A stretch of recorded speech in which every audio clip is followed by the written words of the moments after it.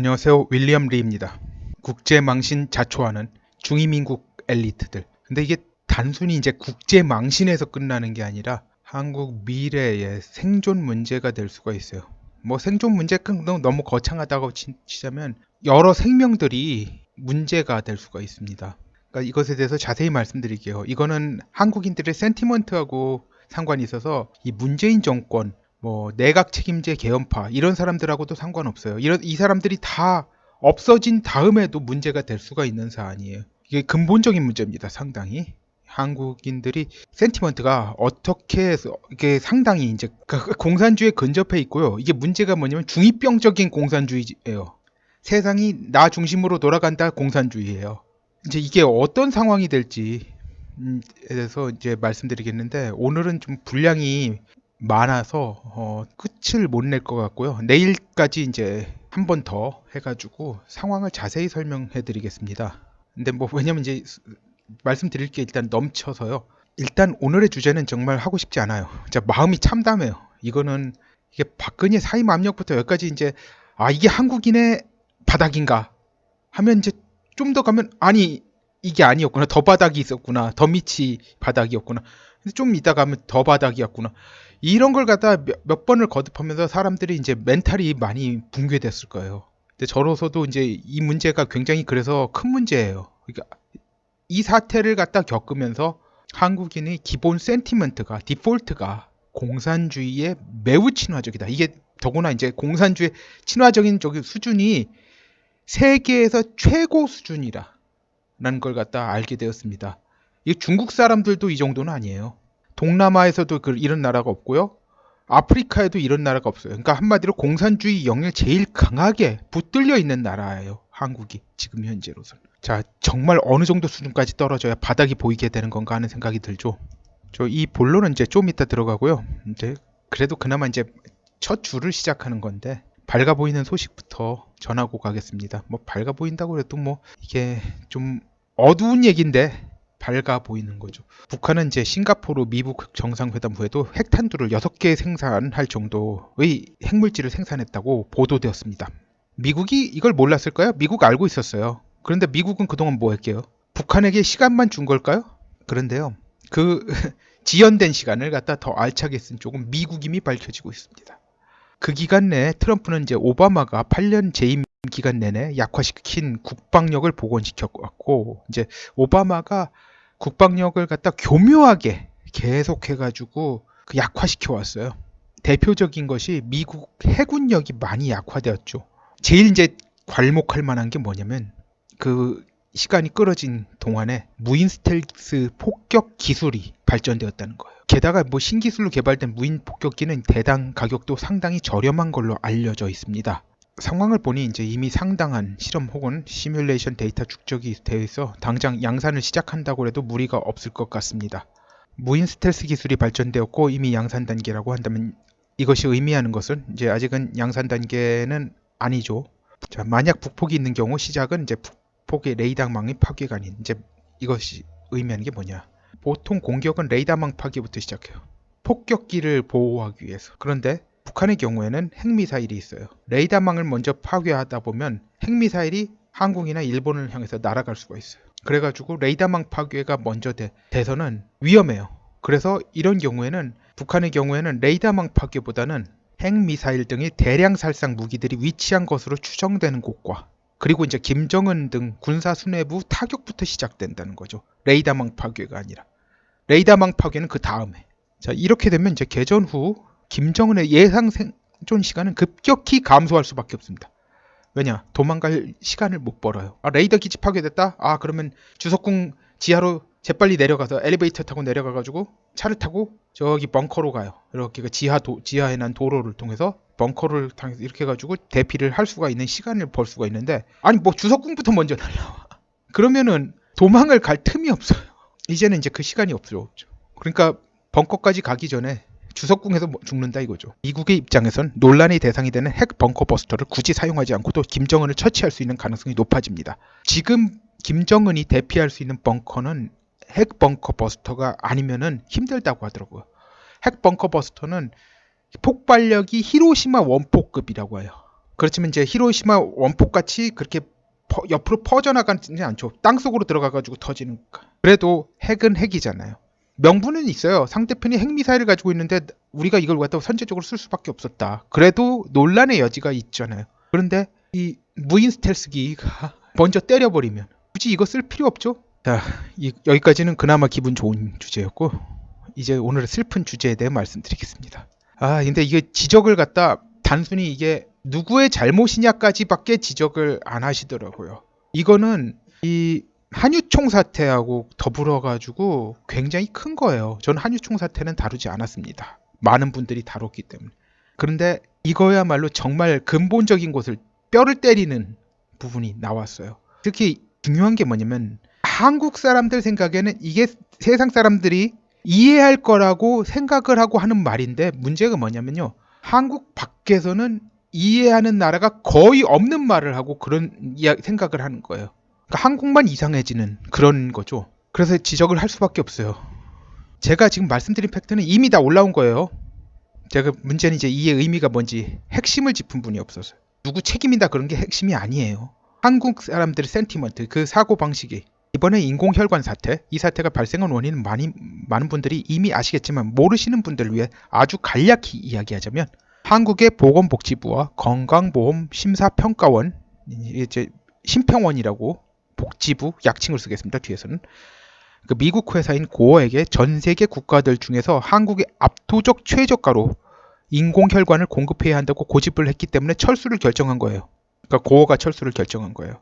참고로 단가가 미국에서 80만 원, 중국에서 130만 원인데 이제 한국에서는 40만 원에 공급했는데 여기서 더 깎자고 했는데 고어 측에서는 이 가격에는 공급 못 한다고 경고했고 이거보다 더 깎으려면 우리 간다.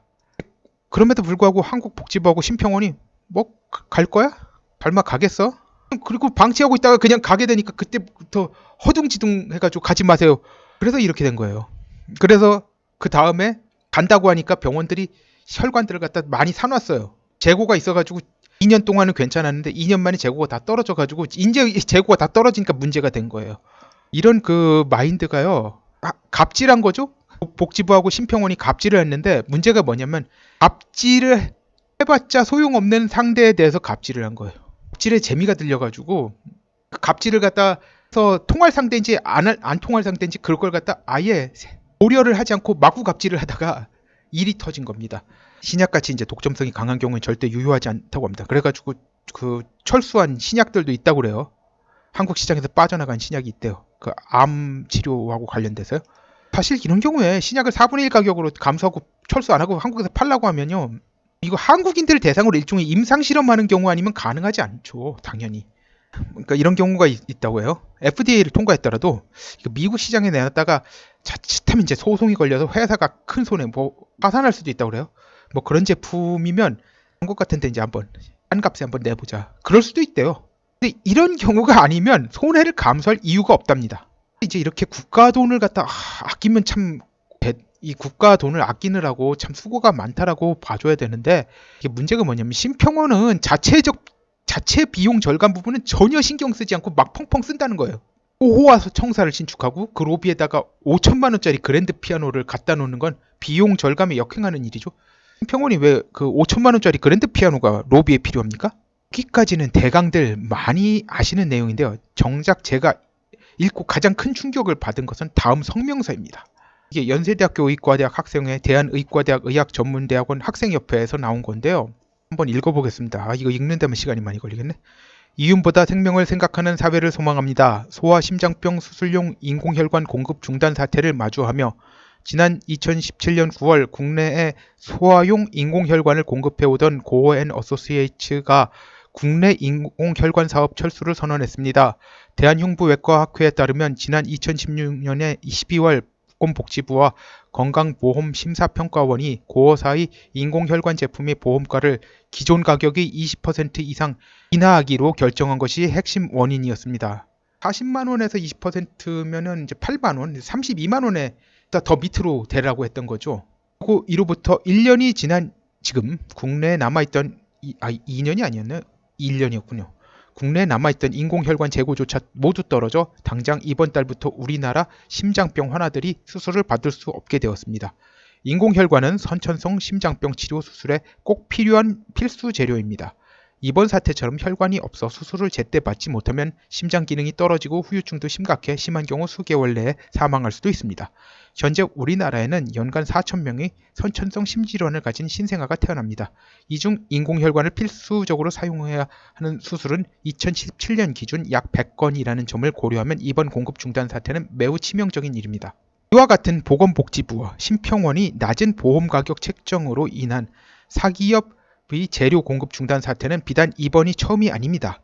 지난 4월 간암치료제 리피오돌 공급사인 프랑스 제약회사 게르백 코리아 역시 정부가 책정한 낮은 보험 가격에 항의하며 공급을 중단한 적이 있습니다. 마찬가지로 2011년에는 미국 제약회사 올림푸스에서 위암 내시경 수술 기구 가격 책정에 항의하며 공급 중단을 통보하기도 했습니다. 이와 같은 사태들을 결국 환자의 생명을 담보로 하는 협상에서 기업이 우위를 점할 수밖에 없게 하는 악순환을 반복하고 있습니다. 이 사태를 마주하며 우리는 고민합니다. 한정된 의료보험 재원 아래 정부와 기업은 끊임없이 마찰하고 그 피해는 고스란히 환자들에게 돌아갑니다. 이 사태에서 의료계가 정부 당국의 낮은 보험 가격 책정을 비판하는 것은 너무나 쉬운 일입니다. 그러나 사실 그것이 반쪽짜리 답안일 뿐을 저희는 알고 있습니다. 실제로 보건복지부가 지난 9월 보험 가격을 다시 높이는 방안을 마련했음에도 불구하고 고호사는 인조혈관 공급 재개에 대해 아무런 입장을 표하지 않고 있는 상태입니다. 의료의 본질이 산업이 아니라 복지라는 말을 다시 떠올리며 저희는 이윤보다 생명이라는 가치를 말하고자 합니다. 저희 학생협회는 배운 대로 본 대로 말하며 행동하겠습니다. 이거 보고도 이상하다고 생각하시지 않는 분은 제가 솔직히 말할게요. 공산주의 영에 사로잡힌 분입니다. 그러니까 한국에 계속 살고 있었으면 저도 몰랐을 수도 있어요. 그러니까 여기 사람들 기준에서 보면 이건 공산주의예요. 캐나다 사람한테 이걸 갖다 번역해서 알려준다? 공산주의라고 할 겁니다. 이 복지라고 하는데요. 왜 고호사가 한국인들 복지를 신경 써야 됩니까? 고호사가 한국 사람들한테 빚진 거 있습니까? 이거 쓴 사람들은 이제 앞으로 무료 진료, 치료 많이 해야지 마땅할 거예요. 의사 되면. 제 의사 친구에게 들은 말이 있습니다. 학생 때 일했던 사람들이 의사 되면 돈 더 밝힌다고 교수님이 그러더랍니다. 이 문단에서 가장 큰 문제가 되는 건 회사들이 환자의 생명을 담보로 잡았다는 부분이에요. 이건 대단히 악의적 날조입니다. 이건 해당 회사들이 환자들이 그 해당 질환에 걸린 것에 대해서 조금이라도 책임이 있는 경우에만 쓸 수 있는 말이에요. 대로 갖다 강제로 주입하고 나서 해독제 가지고 너 돈 주지 않으면 해독제 안 주겠다. 이런 거랑 똑같은 취급을 하는 말이에요. 얼마나 이게 타당치 않습니까? 그러니까 공산주의란 말이 나올 수도 있는 거예요.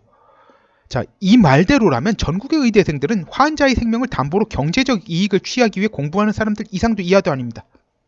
이 사람들 나가가지고요. 앞으로 환자가 병원에 왔어요. 치료 받고 나서 나가면서 자기 부담금 안 내겠다고 해도 그냥 보내줘야 돼요.